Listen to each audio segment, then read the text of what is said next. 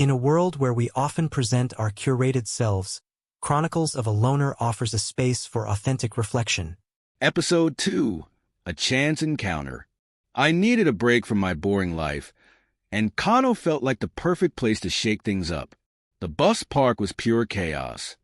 Hawkers yelling, passengers arguing over change, and luggage being tossed around like soccer balls. I managed to squeeze onto an old, noisy bus and found a seat between a grumpy trader and a restless teenager munching on roasted groundnuts.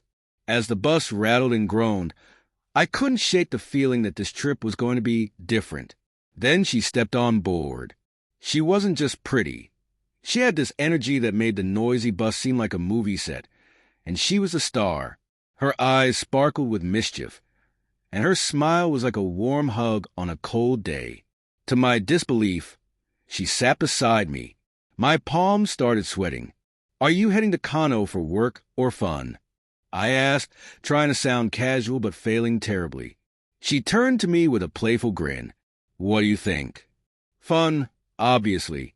You look like someone who knows how to enjoy life," I said, surprising even myself with the cheesy line. She laughed. "I'm Precious. I'm going for a wedding." "I'm Frank.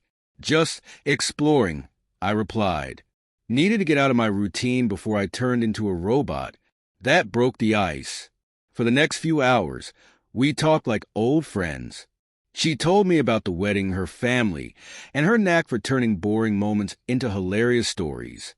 I shared my love for adventure and confessed that I had no real plan for Kano, which earned me an amused shake of her head. The bus rumbled into Kano early in the evening.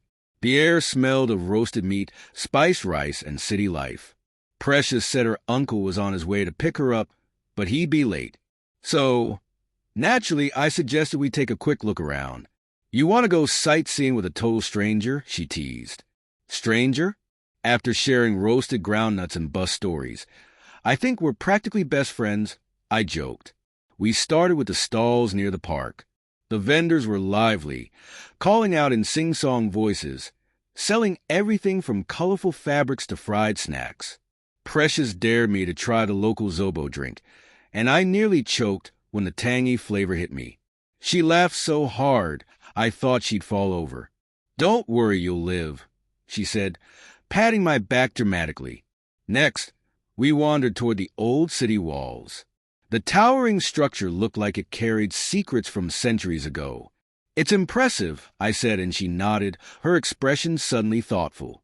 As the sun dipped lower, we found a small garden near the bus park. It wasn't anything fancy, but the evening breeze made it perfect. We sat on a bench, chatting about everything from our favorite childhood games to the weirdest meals we'd ever had. When her phone buzzed, signaling her uncle's arrival, I felt a pang of disappointment. "Guess this is where the tour ends," she said with a half-smile. "For now," I replied, hoping I sounded cooler than I felt. We parted ways with promises to stay in touch.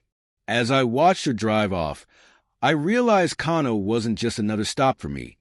It had become a place of unforgettable memories. Precious had turned a random trip into an adventure I'd never forget. And deep down, I hoped this wasn't the end of our story.